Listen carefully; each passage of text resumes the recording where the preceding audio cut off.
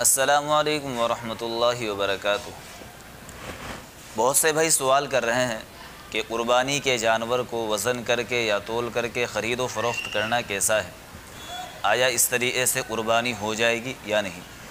بہت سے لوگ یہ بتا رہے ہیں کہ اس طریقے سے قربانی کرنا جائز نہیں ہے، حرام ہے، جبکہ یہ بات درست نہیں ہے۔ قربانی سے متعلق اس وقت یہ بات بتانی مقصود ہے کہ جو آدمی وزن کر کے یا تول کر کے قربانی کا جانور خرید رہا ہے یا بیچ رہا ہے تو شرعاً اس میں کوئی قباحت نہیں ہے، کوئی برائی نہیں ہے۔ اس طریقے سے قربانی کے جانور کو بیچا بھی جا سکتا ہے اور خریدا بھی جا سکتا ہے، اور انشاءاللہ اللہ کی ذات سے امید ہے اس طریقے سے کی ہوئی قربانی اللہ کے یہاں مقبول ہو جائے گی، ادا ہو جائے گی۔ دوسرا سوال یہ آ رہا ہے کہ ہم قربانی کے جانور کا جو گوشت ہم گھر لے کر آتے ہیں تو اس گوشت کو کیا ہم اپنے غیر مسلم بھائیوں کو دے سکتے ہیں؟